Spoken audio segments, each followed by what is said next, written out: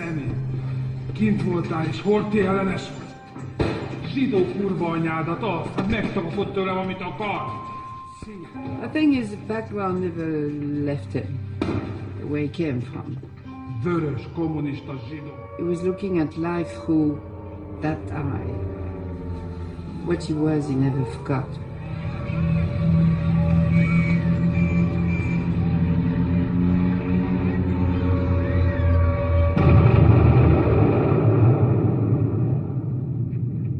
For Robert Capa, taking pictures was his way of fighting the war against fascism. Instead of carrying a gun, he carried a camera. His works, I think, taught us a lot because, he dealt with a very cruel circumstance. He wasn't just an observer. He was really as humane as maybe they don't come like anymore. He really liked people, and I think this is also why people liked him. The thing was that he could be there, take photos, and you didn't know he was there. But you knew he was there. You knew he was there, but you never, you know what I mean?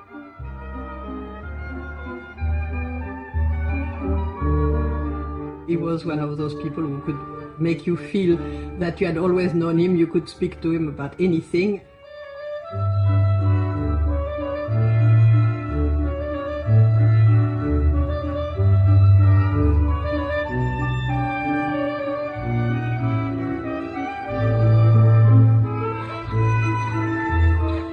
Capa was really in some ways a gypsy. You know, the gypsies roam. And he roamed.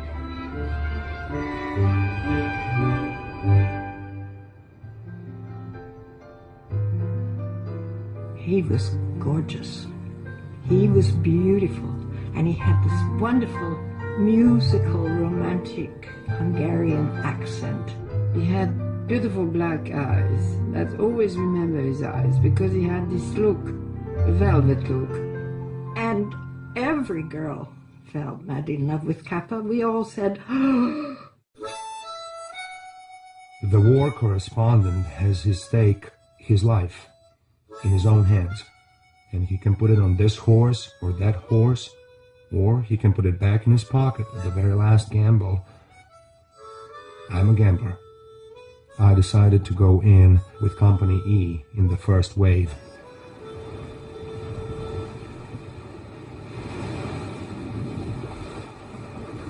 It wasn't pretty. It was kind of ugly and stark and immediate.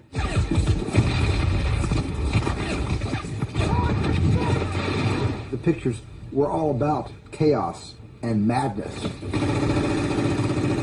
I did everything I could to my camera to get June 6, 44 to look exactly like the Bob Capa photographs. Estas fotos, como los poemas, se cantará en los tiempos sombríos. These photographs, like poems, will sing in dark times. Y dice Brecht, se cantará de los tiempos sombríos. And as Brecht says, they will sing about dark times.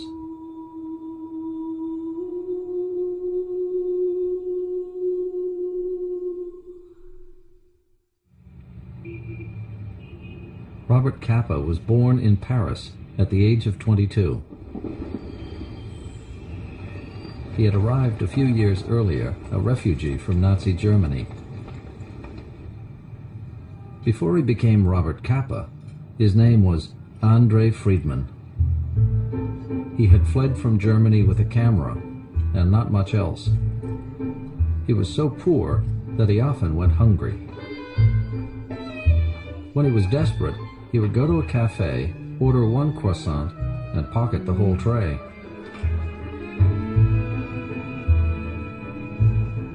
In the cafes of Montparnasse, he met a lively group of refugees from Germany and Eastern Europe. He became fast friends with a young Polish photographer named David Szyman. Everyone called him Shim. Shim was a philosopher. Capa, no, he was a ruffian. Brum, brum, brum. Henri Cartier-Bresson came from a wealthy French family, but he had rebelled against the bourgeois life to become an artist. The three of us were very different and very close together at the same time. There was a unity of aims, of thinking.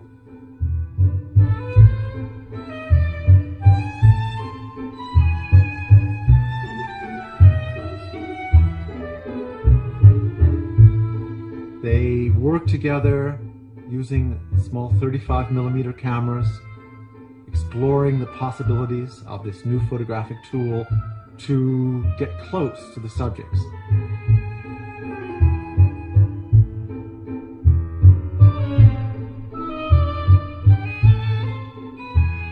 The three of them were so close, people called them the Three Musketeers.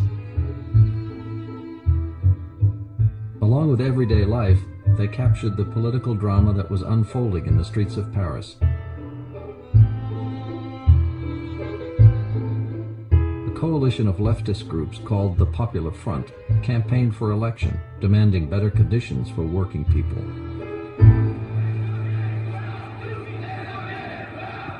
And he and Shim and Henri were all covering these tremendous demonstrations, but they each photographed in their own way. Henri composed very carefully and with a feeling of great compassion, being a sensitive soul. Shim's photographs were more complicated in content. Capa, being a little bit like a bull in the china shop, would go punching to action. Many of his photographs have strong vertical compositions and passionate expressions. It's just like meeting another person. You know, this picture is by Shim. This picture is by Henri. This picture is by Capa.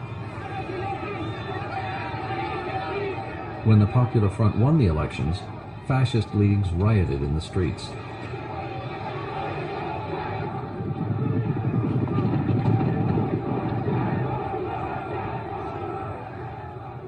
French magazines warned of the end of civilization. In bold graphic images, they exposed the darkening political landscape of Europe and the threat of Hitler's growing army. Anti-fascist articles also appeared in German magazines. This photograph, published in a Berlin journal, was taken in Budapest during a demonstration against the Hungarian dictator Nicholas Horthy. One of the demonstrators was 17-year-old André Friedman. He was wounded by a policeman's saber and later arrested. In the big square police headquarters, Horthy's chief of police whistled Beethoven's Fifth while beating up long-haired men. I was a young man of 17 with very long hair. The next morning, the police commissioner called my mother and told her that if I left Hungary in 24 hours, certain questions would not be asked. The next day, he left for Berlin. You went to Berlin in order to learn that which is new. Berlin was the great attraction, socially, economically, politically. It was dynamic. Things were happening.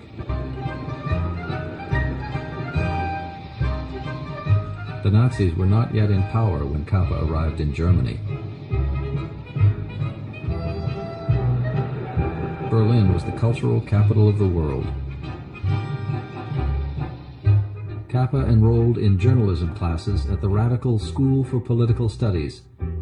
He wanted to become a newspaper reporter, to fight fascism with words. He moved into a sleazy boarding house and scraped by with a small allowance. When his money ran out, His landlady evicted him. I had always loved the feel of rain on my face. But now the rain, without touching my face, went right to my shoes. I had never thought that poverty had anything to do with shoes. Now when I look at poor people, I glance at their feet. For me, he was Bondi. We called him Bondi, never Capa, because it was much later came this name. Eva Beshnio was a childhood friend from Budapest. She had just opened her own photography studio in Berlin. He came and visited me, and he said to me, "Is photography a nice profession? Just like this." And I said, "Bondi, you can't speak about photography on this manner."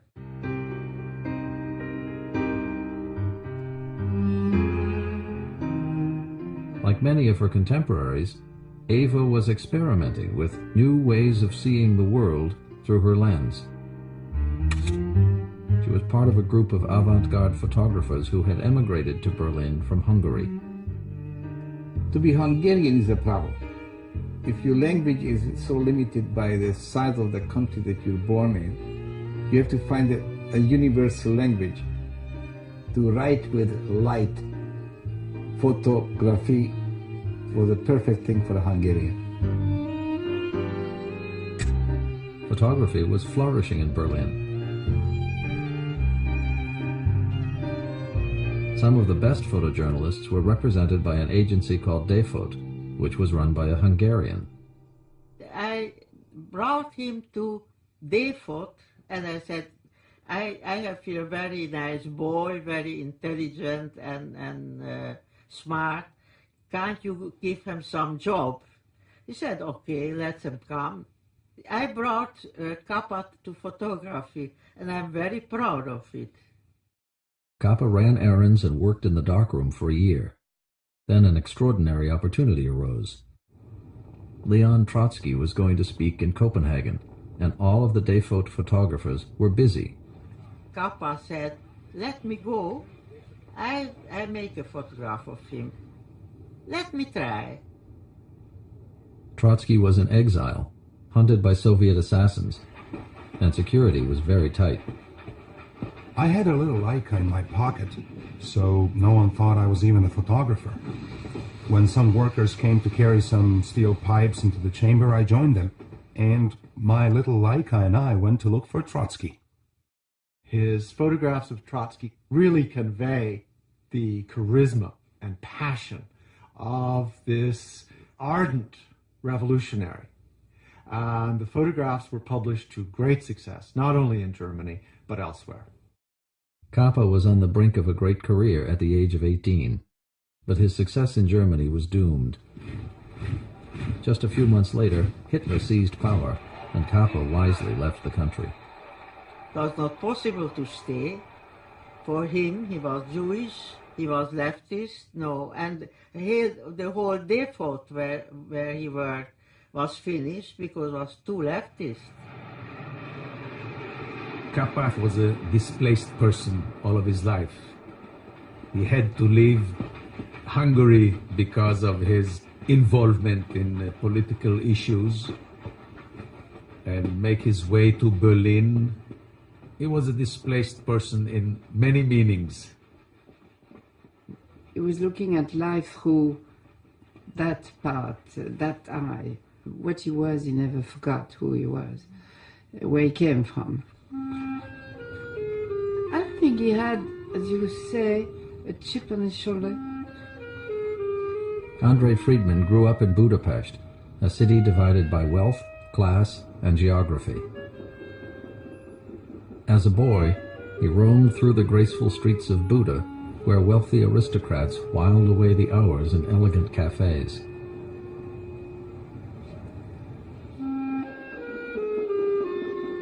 Then he would head home across the Danube River to the bustling district of Pest, where his parents ran a custom tailoring shop. Julia and Dezo Friedman were as different from each other as Buda and Pest. When she was young, Julia had been enchanted by her dashing Romanian husband, but the marriage soon deteriorated into a battlefield. Their modest apartment was crowded with workers making stylish clothes for the rich people of Buda. The business person of our family was my mother, who really was a very hard-working lady, and my father was a very light-hearted fellow.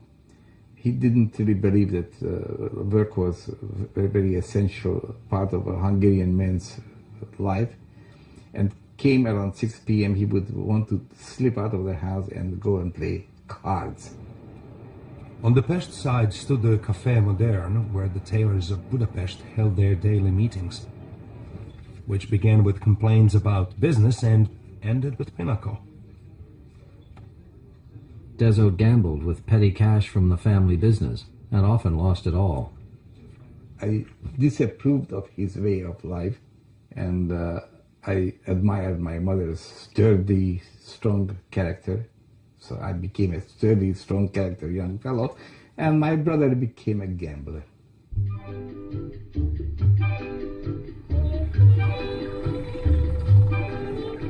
One of Capa's first assignments in France was to photograph resort life along the Riviera. He spent all of his advance money in a week. When questioned, he insisted that he had to experience the high life in order to photograph it. He was so sorry, but his employer's Leica had been stolen on the beach when he went for a swim.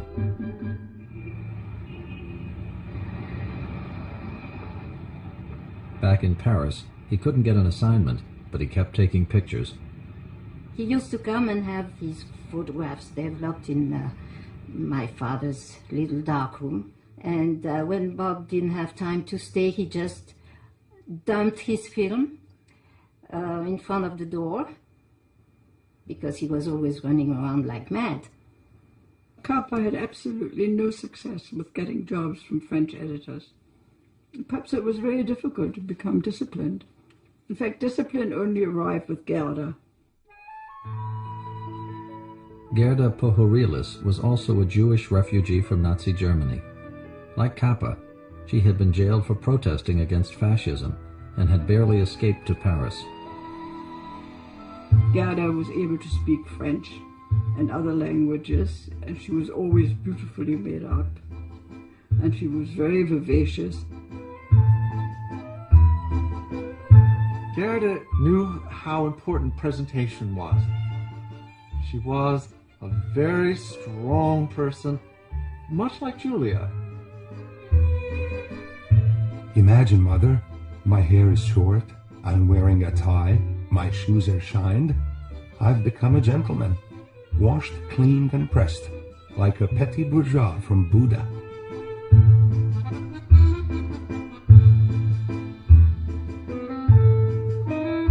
Their relationship would be stormy and complicated, but in the summer of 1935, they were simply in love.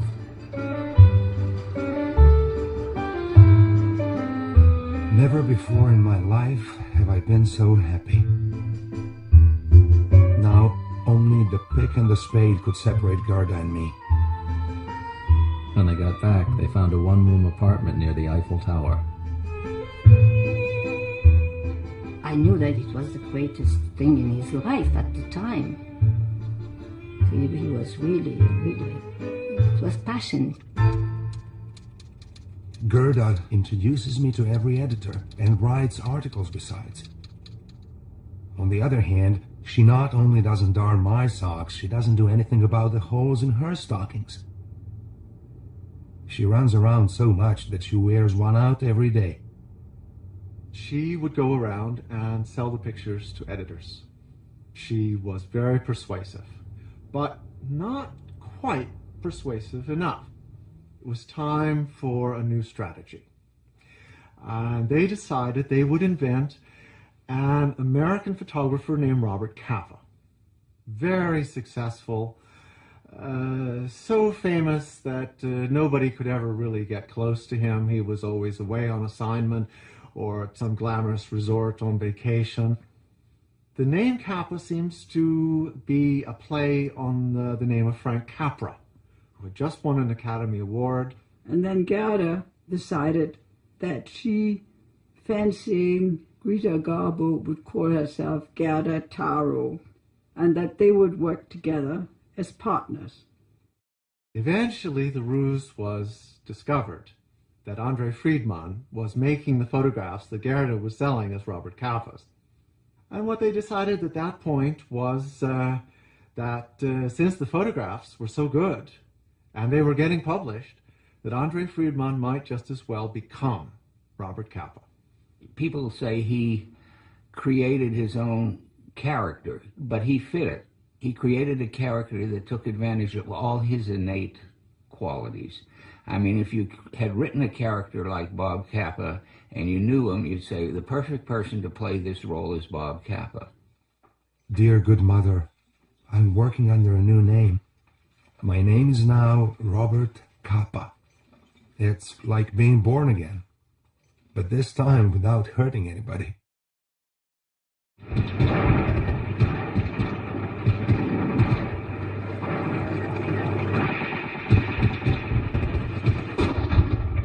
No puede hablarse de la guerra de España. You can't talk about the war in Spain without talking about Capa and his photographs, but very particularly about this photograph. Es que retrata el momento. It portrays the moment a man dies, Recibe la muerte. Y la recibe, como and he decían los receives poetas, death, en un as our poema poet Miguel says. de Miguel sobre eso, la recibe He de receives pie, death on his feet, cayendo, pero de falling, pie. but on his feet. Pierde la vida y mantiene la dignidad. He loses his life, but maintains his dignity. Fascist planes bombed Madrid with support from Hitler and Mussolini. Madrid estaba sitiado. Madrid was under siege. Madrid fuimos un campo de experimentación. Madrid was an experimentation for the most modern weapons made in Germany. Alemania. Bombardeaban, estábamos They bombed us when we were in line buying bread. Venían los bombardeos y no They sabíamos. bombed us and we never knew when the planes would come and kill us. He was more than anxious to show the effects of the war on the common people. And the pictures he was able to shoot showed the population in a state of terror.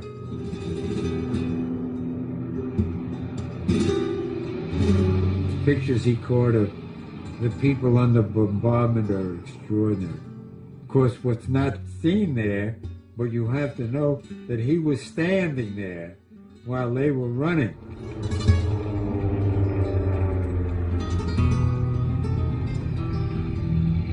There were no smart bombs in those days, and the bombs just came out of there in strings and fell wherever they fell.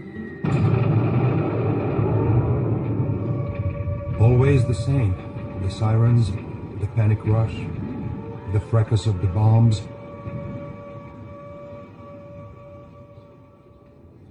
Then as the dust settles, people go off to the morgue to see if, by chance, the son, the father, the mother that did not come home is on the lists.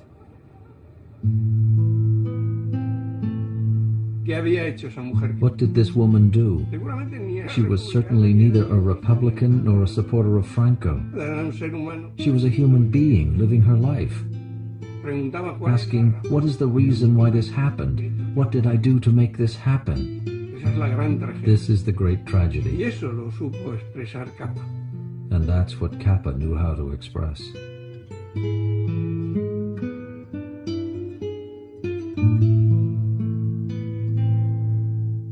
Capa's photographs were published in journals and magazines around the world.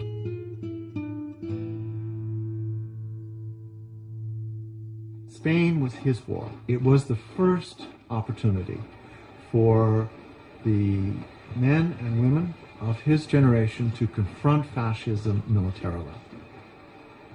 Volunteers from all over the world came to fight for democracy in Spain. Gerda Taro, a passionate supporter of the Spanish Republic, came to Spain with Capa as a journalist. He taught her how to take pictures, and they worked together side by side.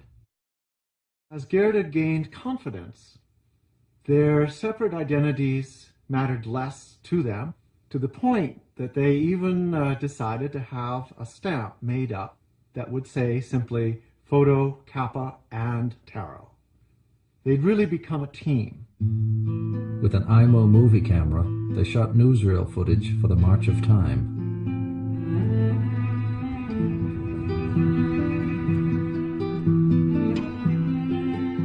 They camped with the soldiers, capturing everyday life with their cameras. Gerda probably shot this footage of Capa. I don't remember photos of other wars that concentrated so much on the rank and file. Not on the big shots. Not on a lot of braid and brass, but the guys in the trenches. This was a cause they were willing to die for. They risked their lives many times to cover the fighting up close.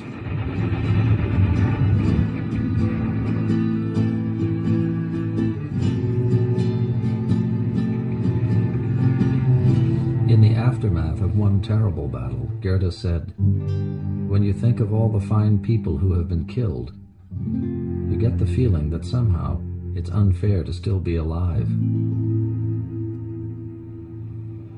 When they came back, because they went several times, I saw their work. When I got together with them, I saw a couple in love, and it was delightful to see. They loved each other and they could work very well with each other. It was ideal, really, but very short. In July 1937, fighting broke out in the town of Brunete, just west of Madrid. Gerda grabbed her camera and raced to the scene. It was a most fire. Lasted for 21 days, and casualties were very heavy. What can I tell you? 2 battalions went in and 1 battalion came out. The general ordered Gerda to leave, but she refused.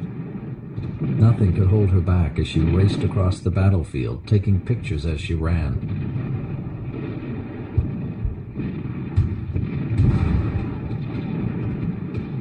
My whole squad died, practically. And one of them died right over there. The Loyalist soldiers began to retreat. Tanks and trucks careened through the field, bombarded by planes and artillery fire. In the chaos and panic, the Loyalist tank swerved out of control. Gerda was riding on the running board of a car when a tank crashed into her. She died the next day.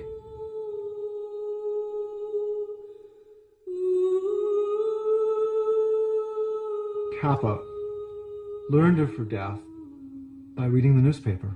Sitting in a dentist chair, he turned the page, and there was the headline, Gerda Taro killed at Brunete. A huge procession accompanied Gerda's body to a cemetery in Paris. She would have been 26 years old that day. Louis Aragon, editor of Ce Soir, came to the funeral with Capa. I saw him crying. It was very strange.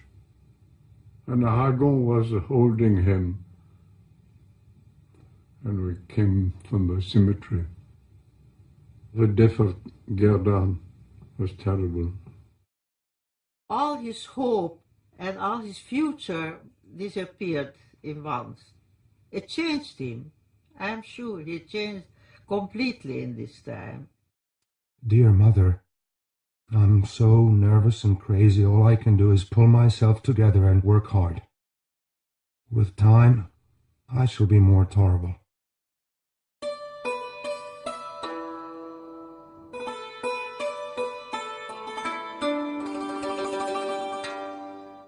People say that gamblers like to lose, that the big thrill is to lose everything and then to be reborn.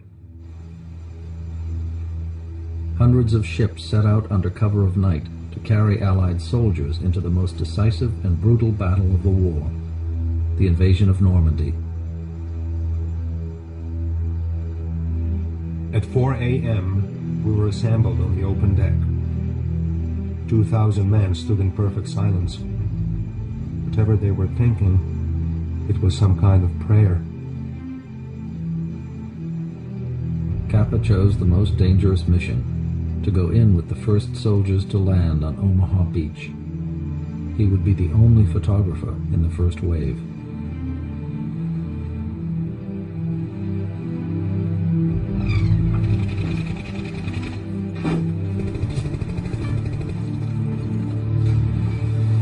We got out of the boat and started waiting. And then I saw men falling and had to push past their bodies. The bullets tore holes in the water around me and I made for the nearest steel obstacle. My picture frames were filled with shrapnel smoke, burnt tanks, and sinking barges.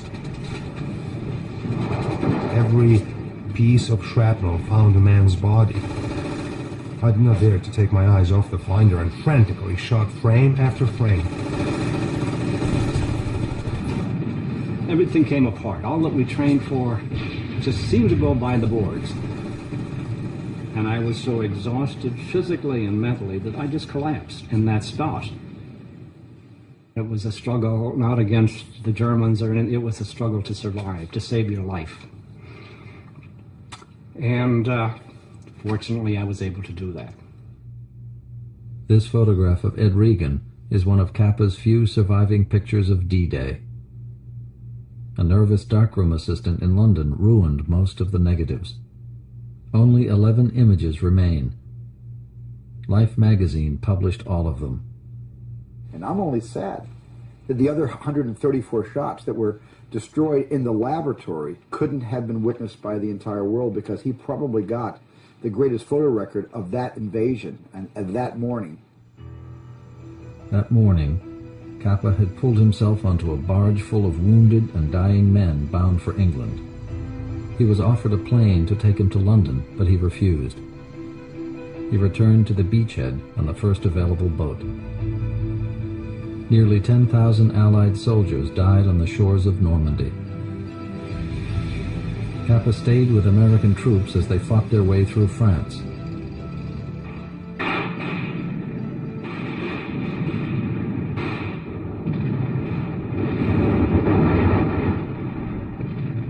You really hate the war, but you have to admit that there is something exciting about your ability not only to test your own limits, but to participate in something big that is happening.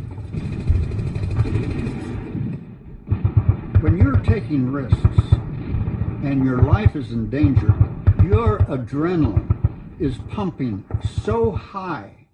You are feeling more alive the closer you are to death than in normal circumstance.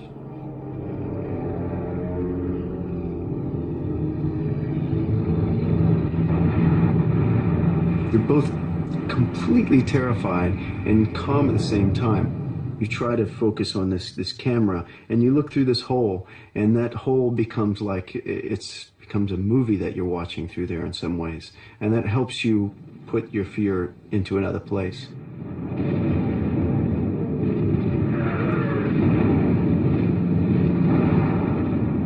The shells started raining down on us, and I jumped into a big ditch, scared to death. And this man jumps in. He's very calm through this whole thing, and he like picks up a conversation as though, and he starts talking about Tolstoy. I'll never forget that. It's like this was just some noise going around, you know, and you'd hear a yell every once in a while, a scream. But he paid no attention to that. He just kept talking to me.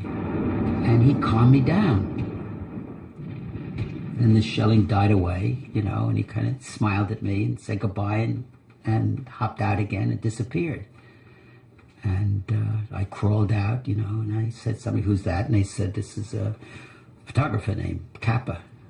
And that was the only time I ever saw him. Capa found himself really loved by the American soldiers and officers.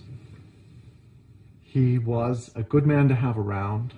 Many units even came to regard him as a good luck, that if they had Bob Capa with them, things were going to go well. Capa took all the same risks as the soldiers he photographed, from the beaches of Normandy to the Battle of the Bulge. In northern France, he prepared for his most harrowing experience of the war. That picture was taken when I was 19 years old. I heard this voice saying, "Soldier, would you mind standing up? I'd like to take your picture." I think the reason he wanted to take my picture was the fact that I had the Cheyenne Warlock. We had a Cheyenne Indian in my demolition section. And as a result, we used to go into combat with a Cheyenne Warlock. You have something, hey, we're different, we're rough, we're tough, we're better. Capa had volunteered to parachute into Germany with the 17th Airborne Division. They would be jumping directly into enemy fire. It was very fearless in a sense, almost reckless. The idea was to get the photograph, and he would go to almost any lengths to get close action, good photographs.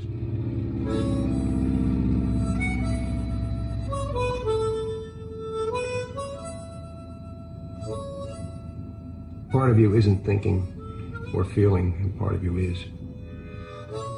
You know you're going, the plane's in the air, you know you're going. And you're not exactly sure what's going to be there when you get there. You know what is supposed to be there. I started to think over my whole life. It was like a movie where the projection machine has gone crazy. I saw everything I ever ate, ever did, and I got to the end in 12 minutes flat. 600 feet below us was the Rhine. The green light flashed, and the boys yelled, "Umbriago!"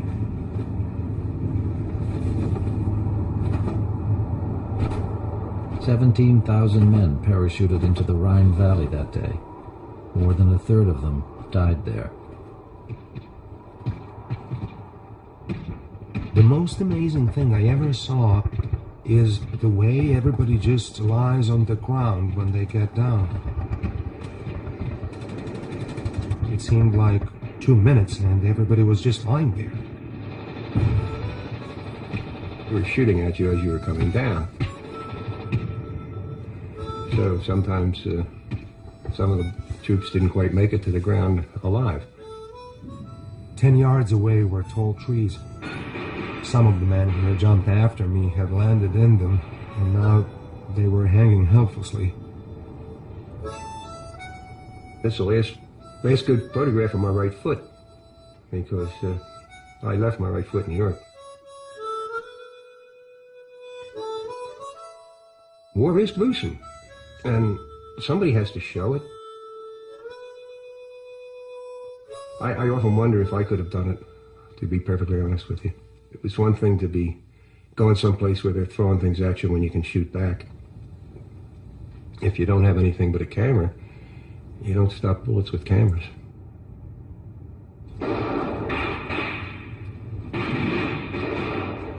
Capa entered Leipzig with the United States Army.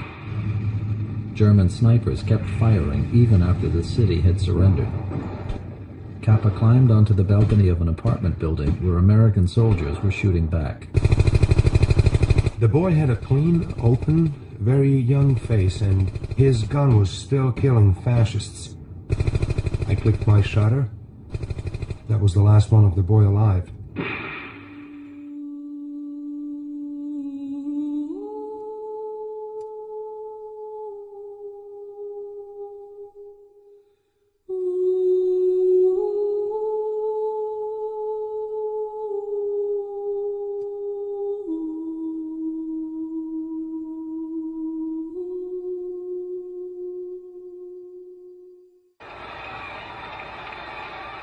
For Capa, the most important moment of the war had been the liberation of Paris. The road to Paris was open, and every Parisian was out in the street to touch the first tank, to kiss the first man. Never were there so many who were so happy so early in the morning. I felt that this entry into Paris had been made especially for me. On a tank made by Americans, I was returning to Paris, the beautiful city where I first learned to eat, drink, and love.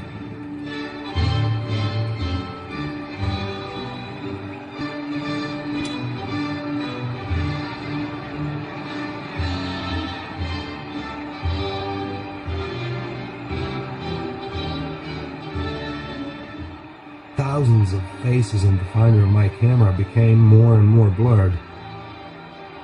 That finder was very, very wet. We drove through the quarter where I had lived for 6 years, and my concierge was waving a handkerchief, and I was yelling to her from the rolling tank, "C'est moi! C'est moi!"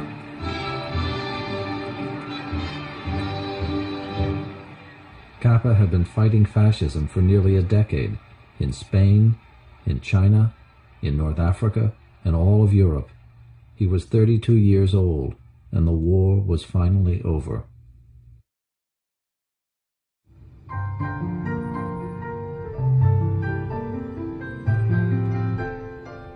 Capa was at the Ritz bar in Paris with the writer Irwin Shaw when they saw an astonishing sight.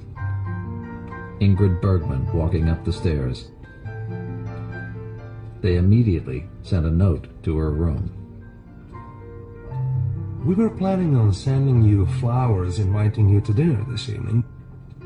But after consultation, we discovered it was possible to pay for the flower or the dinner, but not both. So Mother went to dinner and she found Bob Capa tremendously charming and amusing. And in fact, she fell in love with him. Bergman was on a whirlwind tour of Europe to entertain American troops.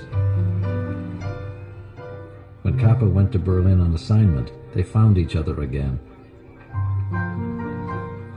It's your merry mind that I love, and there are very few merry minds in a man's life. Bergman had just won an Academy Award for her starring role in Gaslight. She soon had to return to Hollywood for her next film. She was starring in Alfred Hitchcock's romantic thriller, Notorious. Halfway through production, Capa arrived. He got on the set as a still photographer. Capa reached a certain point in his career when he no longer wanted to be a war photographer, and he thought he might like to go in the movie business. The movie business, unlike war, is quite boring. Well, quite like war in that you're bored a lot of the time and you get a little action sporadically. And Capa found it very boring. Capa came to the set every day, but he and Bergman had to be very careful not to show their feelings in public. Years later, she would reveal their affair in her autobiography. This part of being in love with Capa while she was married was not easy at all, she says, because I was so moral, so prudish, you might say, but I wanted very much to be with him. While waiting for chances to see Bergman alone, Capa explored the Hollywood social scene. He was, of course, socially very acceptable. First of all, he was nice looking, had a good sense of humor, he was famous in a certain circle, and he was a single man. But Capa was not happy in Tinseltown. He said to me, I hate to go to people's houses. And that's why I don't like L.A., because in L.A. everything takes place in people's houses. I want to be in a cafe, so when I get finished, I get up and I go to the next place. Bored on the set and restless in Hollywood, Capa looked for other ways to entertain himself. He briefly became Hamza the Egyptian in a B-movie called Temptation.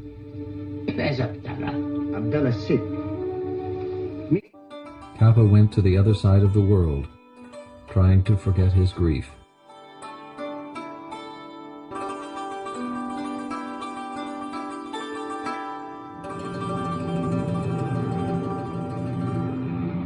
He was in Hankow to cover the Japanese invasion of China.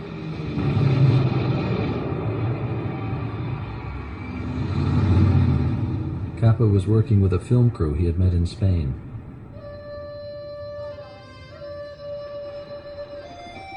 Slowly, I'm feeling more and more like a hyena.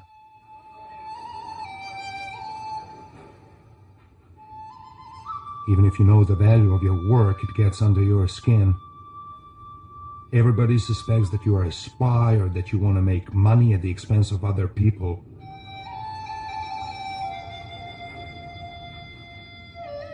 The war photographer's most fervent wish is for unemployment.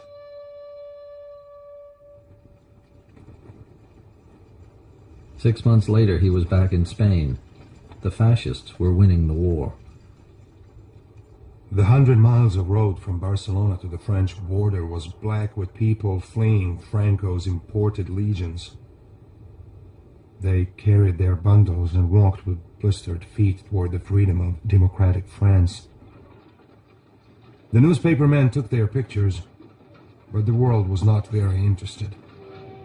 And in a few short years, there were many other people on many other roads, running and falling before the same troops and the very same swastikas. Capa's photographs captured the horror of the Spanish Civil War. Picture Post declared that he was the greatest war photographer in the world. He was 25 years old. When he returned to Paris, he photographed the Tour de France bicycle race, shooting backwards from a motorcycle.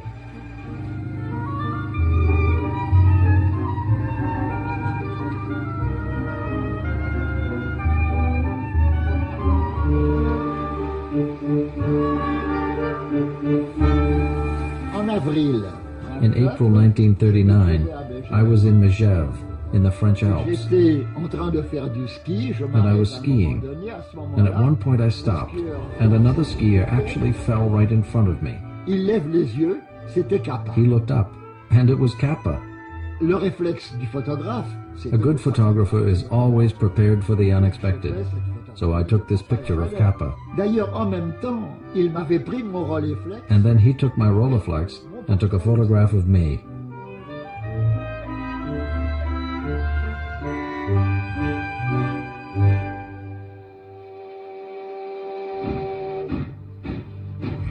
In June 1940, Paris fell to the Nazis.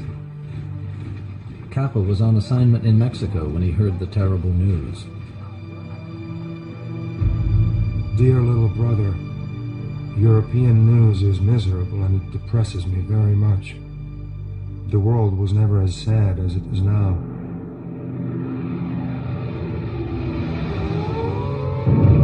Three months later, German planes began bombing London. Capa arrived to cover the Blitz for Life magazine. That was where our house was, and that is our dog going across the street, and you can see where the bomb damage and such like has been up at the top.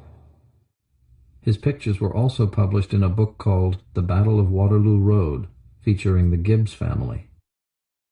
That is Tom's plate. That would be our brothers. Our brothers. Him and her didn't finish their dinners. I was the littlest in the family, and I used to sit there and wait and see how much they left. That would be the way Capa would take a photo. You didn't sort of see him standing there going, I'll take your picture. He didn't. But you knew he was there. You knew he was there, but you never, you know what I mean? It wasn't sort of up your nose type thing. He was there. The Gibbs family represented very wonderfully the undaunted spirit of the British. How the Blitz, far from demoralizing the English, as the Germans had hoped, had in fact done just the opposite. It had rallied the British spirit. When Capa came to do this book, the bombing wasn't anywhere near over.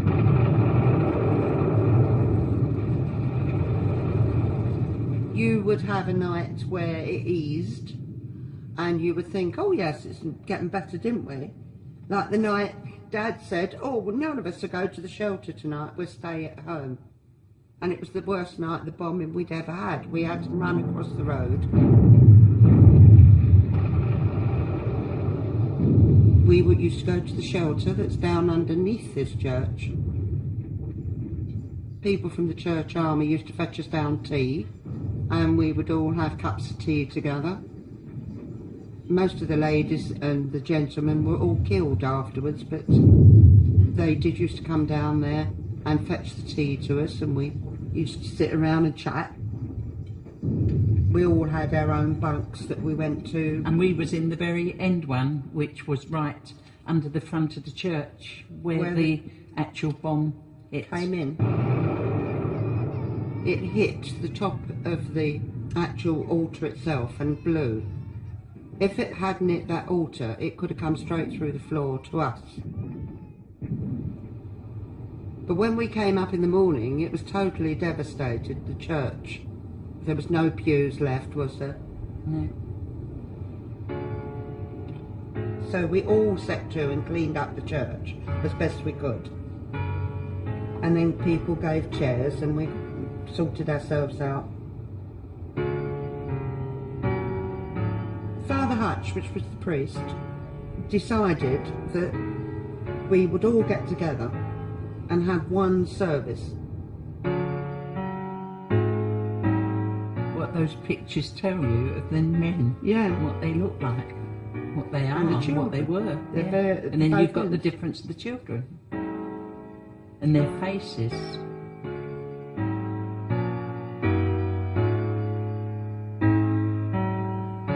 I mean, not everybody can take a photo like some of those are. It's there. It was in him. From England, Capa went to New York City. His mother and brother had moved there a few years earlier and were living on the Upper West Side. Julia was thrilled to have both of her sons with her. She had been, in fact, uprooted, and she clung to Capa, and he wasn't here that much, you know. Bob, of course, was Julia's favorite son. From the moment that Bob was born, because he had this little 6 extra finger, she thought that he was going to be a very special person. He knew how to keep her happy with a minimum of time. For example, when she went to Paris, he would send her roses to her hotel room and he would introduce her to all his friends and take her around, but then he would vanish again. Capa went west to photograph an elk hunt. I have become a complete cowboy. They're big, tough, and healthy, and have so much fun at whatever they're doing. They don't really give a damn what's happening in Europe. He was working for Life magazine on stories that took him all across America.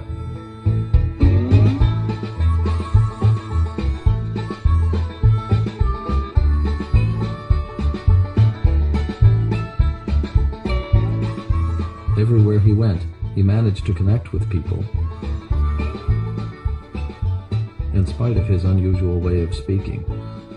His accent was Hungarian, and his English, although very clear, had this very definite European accent. He spoke, of course, in this language that he called Capanese, which is a horrible English. I think he was impossible to imitate. Capanese was a language that only was spoken by one person in the world, and that was Capa. He had great political instinct. Most Hungarians do, I think. And we sent him to Florida to cover Senator Taft, who was fishing, literally fishing, for the Republican nomination. Taft's press agents arranged a fishing scene. To make sure he caught one, they hooked a sailfish on the line. Capa photographed Senator Taft catching the same dead fish over and over. Capa just calmly photographed the whole procedure, and Life made a very funny story, which was very embarrassing to Senator Taft. Capa was getting restless doing lightweight stories for Life magazine. He desperately wanted to get back to Europe, but he couldn't get a visa. When America entered the war, Capa, as a Hungarian citizen, was suddenly an enemy alien. He was ordered to turn in his cameras and not to leave New York. He sent a letter in his own defense to the State Department. I wrote to immigration that I was born in Budapest, that the Hungarian consulate since Hitler's annexation of Hungary refuses to say that I'm not Hungarian, nor will they say that I am. That so long as Hitler is in charge of Hungary, I definitely refuse to say that I'm Hungarian. He ended by saying that he hated the Nazis and hoped that his pictures could be used against them.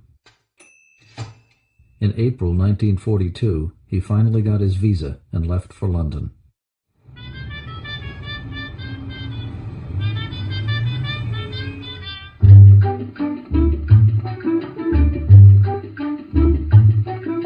I told her the facts about my dancing.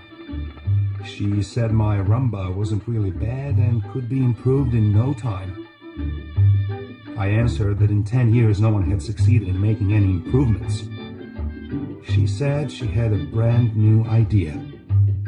I was afraid I had one too. Capa called her Pinky, after her strawberry blonde hair. They met in England while Capa was waiting for accreditation from the U.S. Army. She was married to a pilot, which made her just unavailable enough. To prepare for life at the front, he had a special uniform made by a Bond Street tailor. He said goodbye to Pinky and left for North Africa. I told her that I was a gypsy and a newspaperman, that I was very sorry and very glad, because she was far too lovely.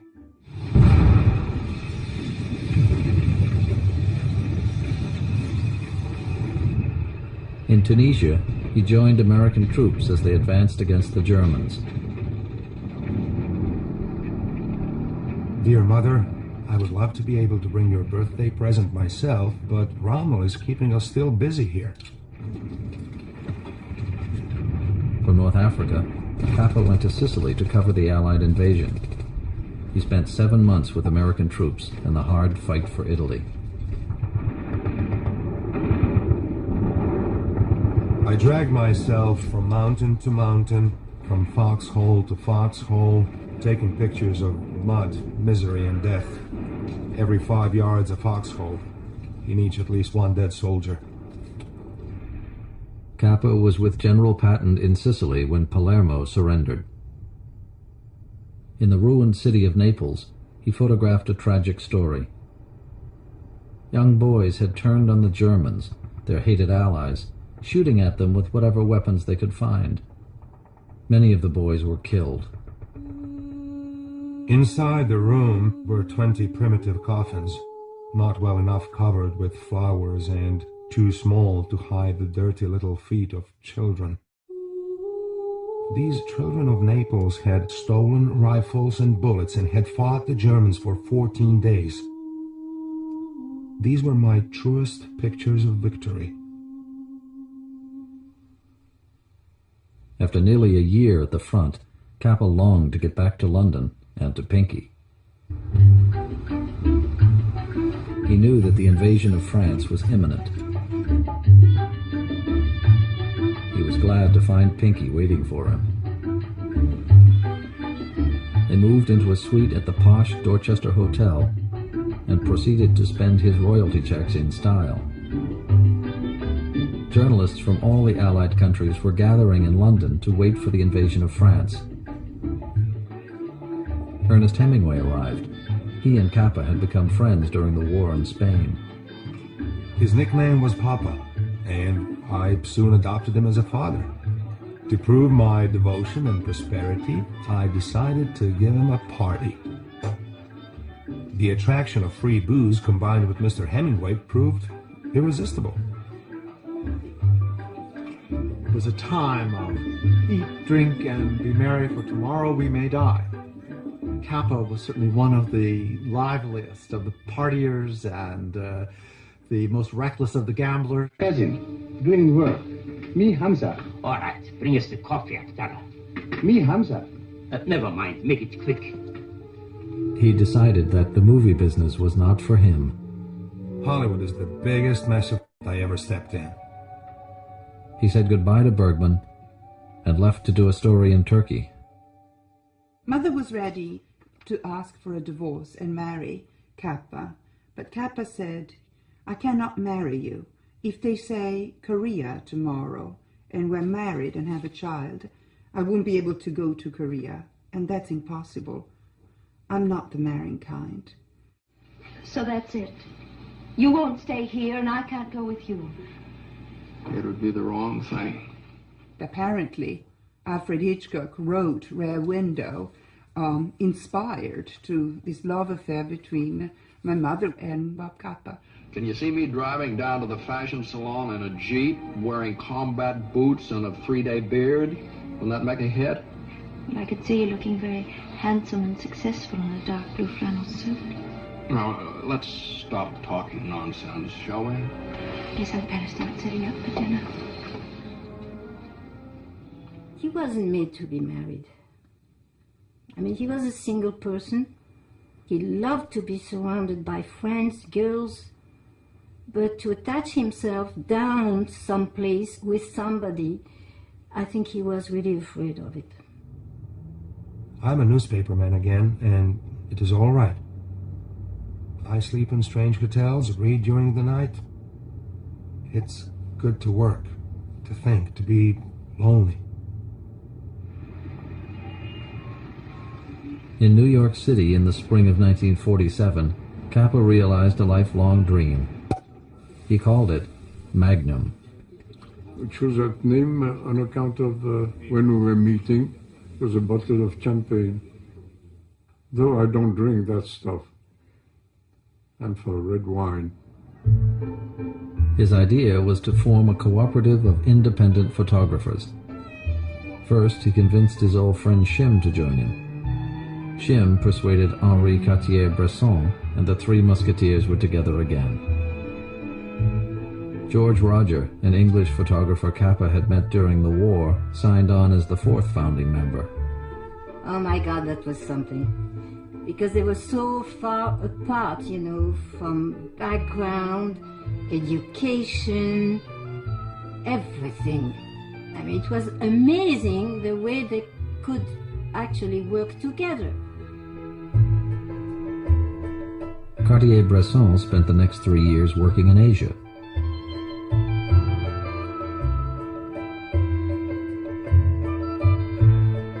George Roger set off down the Nile to cover the far reaches of Africa.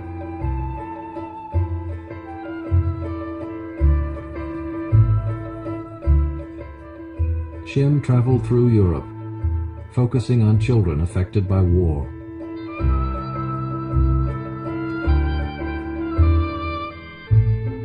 Capa became the roving photographer. His first big scoop for Magnum was in Russia. John Steinbeck, who had been a war correspondent with Capa, helped him get a visa. They boarded a plane bound for Moscow. We just wanted to find out how Russian people look, eat, make love, and what they talk about.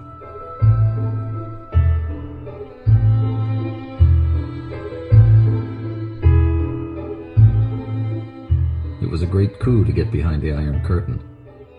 The story sold for the enormous sum of $20,000, and Magnum kept the copyright. The big thing which Capa brought by creating Magnum is to be independent. I think he invented the idea of photographers owning their own negatives so that they can sell the pictures to more than one magazine at a time. You have no idea the consequence of that, which means that every photographer were working not only for Life magazine or Look, but for themselves. That was what we were fighting for, to control our works. And it's a way to be respected and not to be employees or tools of big magazines. That was the main thing of Magnum. In May 1948, when Ben-Gurion proclaimed the founding of the State of Israel, Capa was there to photograph the event. It was an electric and historic moment when the British ended their mandate and their rule of Palestine. Capa was among the handful of photographers who were on the wharf in Haifa port. And it was very clear that there was somebody who was very energetic, moving around there with his cameras and trying to get the picture from every angle possible. Now, I was sitting on a building along with British officers overlooking this ceremony of lowering of the Union Jack. That very day, the surrounding Arab countries invaded Israel. The new country born out of victorious battle is granted no peace. Capa joined the troops fighting in the Negev desert.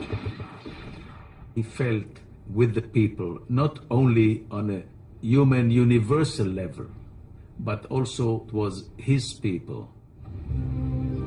Just a few months before, Capa had visited Budapest for the first time in 15 years. He found the city in ruins. Many of his friends and relatives had been murdered by the Nazis. Capa wrote an article about the tragic story of the Jews in Hungary. They had believed themselves safe, even when they were rounded up for forced labor. By the end of the war, 500,000 Hungarian Jews had died in the camps. These immigrants are the motley remains of a people who 2,000 years ago left these shores to scatter to the far corners of the earth. And now, they are coming back.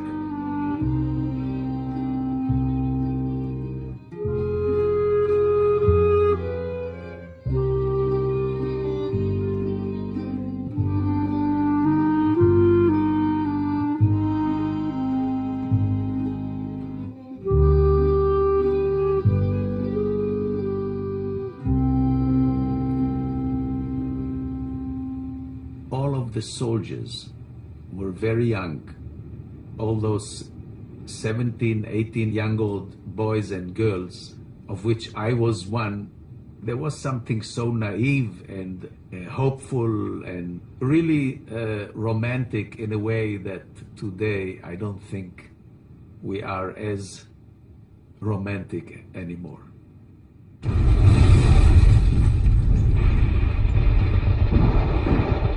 When fighting broke out in Tel Aviv, Capa was almost killed.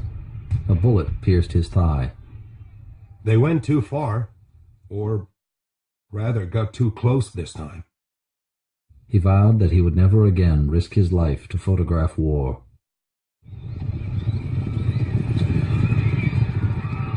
Back in Paris, Capa's gambling became legendary. He really was fascinated by the races, and it was part of what kept him alive, gambling. I mean, what fired him up. Sometimes he borrowed money from Magnum to bet on the horses. And he used to get good bets and good tips, and when he lost, well, he lost. That was part of the gamble. When he won, his gambling kept the office going. The way the Paris office was run was quite bizarre, and most of the big discussions took place in the bistro down at the bottom. Capa playing the pinball machine and discussing what major story we ought to put in the picture post next week. Before you can tilt, he says, I think it would be a good idea if we would go to Germany to do a story on Germany. Yes, sir, and off you went. He sent me like this to Persia. You know that he never had any place to live. He was living only in hotels and with girlfriends. He asked me to come and see him. He even told me the hotel, the room number. I go to the room number, knock at the door, and I hear a voice of Capa, come in. I got in the room, nobody. And I heard somebody having a bath. And Capa, he asked me to come. And he started to talk to me. You know, I was trying to join Magnum. So Capa maybe for 5 minutes, showed him a few pictures, and with a big hop on my shoulder, he said, "Okay, come along with us." Capa brought many talented young photographers into Magnum. Some people said Magnum is a family. In a way, yes. Obviously, father of the family was Capa, and we would all go to him to complain, if no job, if no money, and he would listen, and he would really put forward some ideas for big projects. Magnum's reputation was growing as the agency representing the best photojournalists. Capa himself was famous, not just as a legendary war photographer, but as a celebrated man about town. Sometimes you can fall in love in 5 minutes, but you can fall into friendship in 5 minutes too. So I must say that from the time I met him first, it was instantaneous friendship on both sides. We understood each other. In the summer of 1948, Capa went to the south of France to photograph Francois Gillot and Pablo Picasso. It was not for a day. He came for about 2 weeks. That also was probably his method. You see, he would live with you, spend the day with you doing what you were doing. His rhythm was very fast. Everything he was doing, he was not doing, slowly. He was doing it instantaneously.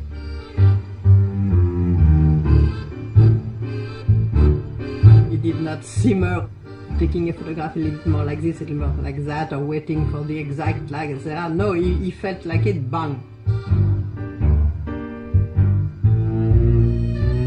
So that's why, certainly the thing you could say is that Capa would entertain you.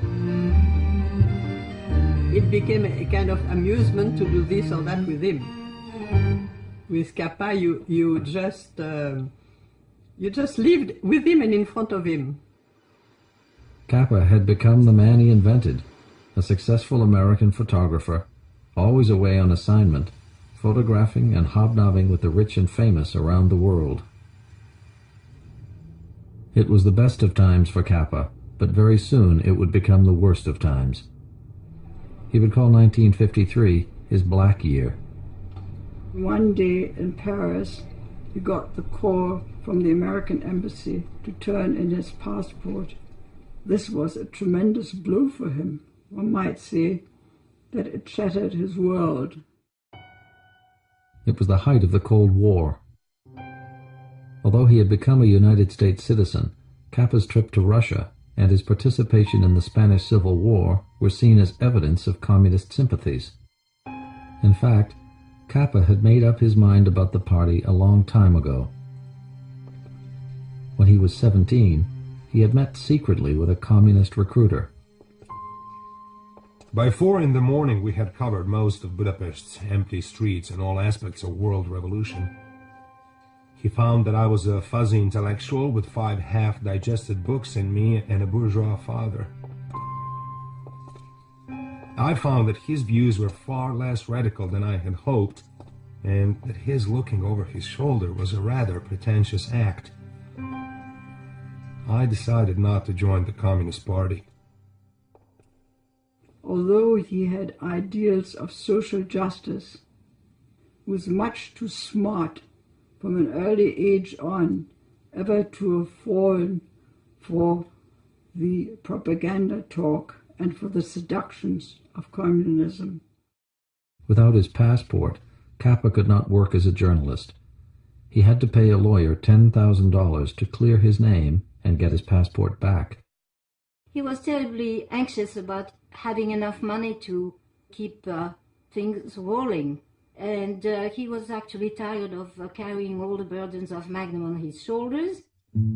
To escape from his troubles, Capa raced around Europe, photographing movie stars, doing stories about resort life for illustrated and holiday magazines. I think he was playing in life and happy, fun, drinker, party, lover side of him. Never hide totally that sort of nostalgia in himself that you could feel. And you could see it in his eyes. His friend Irwin Shaw wrote, Only in the morning does Capa show that the tragedy and sorrow through which he has passed have left their marks on him. Then Capa drinks down a strong, bubbling draught, tries on his afternoon smile, sets out, carefully light-hearted, to those places where this homeless man can be at home. For the young models, for all this crowd of young girls who came to Paris, this was the great God. Except for one woman, and I think this was his real great love, Jamie Hammond. This was the only thing which really counted for him, I thought. Jemmy was one of the few people Capa confided in. I must do something again, not only to make a living, but to live again, to get back to real work. The Deauville and Biarritz and Motley movie period is over. Early in 1954, Capa got some good news. He received an invitation to come to Japan to exhibit his work. He had such a big reception, like a hero, which he was in a sense. So that was, I think, very helpful for his morale, you know. I am very happy with the Orient. Japan is a photographer's paradise.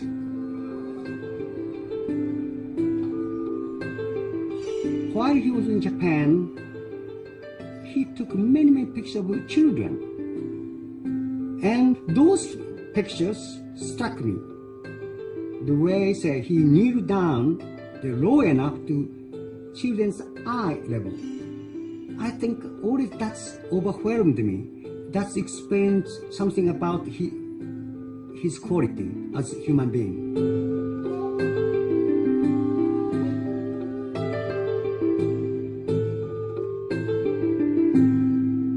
It was a great opportunity for him, and after 2 weeks he was unfortunately offered an assignment by Life magazine to cover the French war in Indochina. I called Tokyo. I said, Bob, you don't have to go. This isn't our war. Cornel Capa was distraught to learn that his brother might go into another war. I much appreciate your calling, but be assured that I didn't take the job from a sense of duty, but with real great pleasure. I think that the struggle was for him to get again to Capa. He wanted to work again, and that he hoped to do in Vietnam. What amazed me about Capa was that he was a legendary figure, and he'd covered 4 wars before he came to Vietnam. I expected somebody, really a lot older in age, and actually was very young, I thought. I thought he was very young. I was 29, and he was 40. He was very glad the Vietnamese people were winning the war. Very glad, as was I. There was no question about that. It was an ardent feeling we had.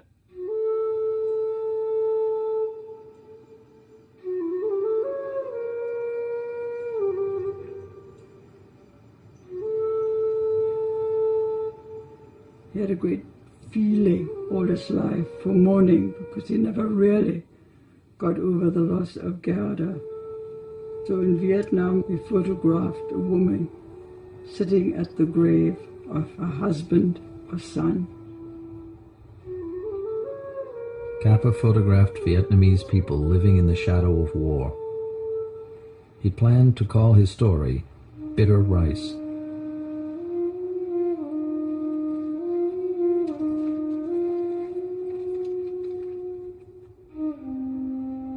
The war was almost over, and the French were retreating.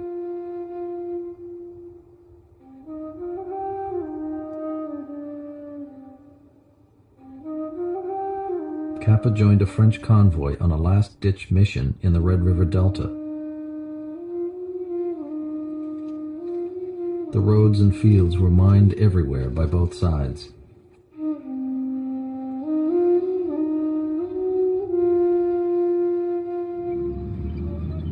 Capa was riding with a few soldiers and reporters. They warned him not to leave the convoy. He had a very famous saying, which was something like, if your picture is not good enough, you were not close enough.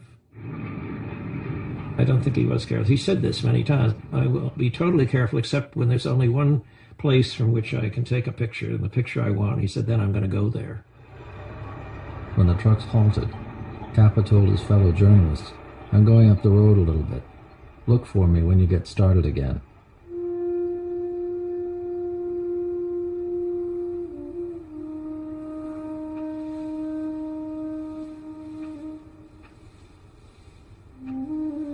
I mean, just looking at the pictures, you could see he was sticking with the soldiers. He was a pro. This is the last picture Robert Capa ever took. He had stepped on a landmine. They rushed to where Capa's body was, but there was no way to save him. He was gone by the time the ambulance came.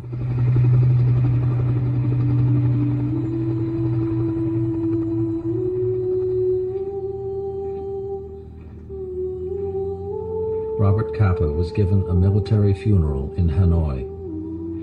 He was the first American war correspondent to die in Vietnam. We marched behind the casket. It was really very moving. Capa's body was sent home. The Army offered to bury him at Arlington National Cemetery. Julia said her son was not a soldier, but a man of peace. He was buried in a Quaker cemetery just outside New York City. Cornell stood and put a prayer shawl over and recited Kaddish. And Julia wanted to jump into the grave. And Julia was beyond herself for years. She never got over his death. Robert was her pride and joy, the light of her life. But she was also extremely angry. She was angry at the whole business that put him in harm's way at a time that he really should have retired from harm's way. Capa had covered countless battles in 5 wars fought in 10 different countries.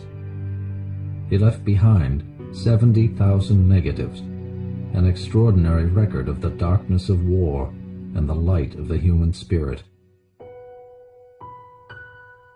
It's a way of loving to take pictures and hating at the same time, fighting.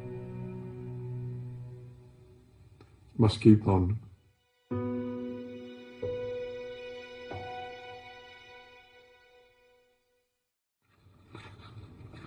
To learn more about Robert Capa, visit PBS online at pbs.org.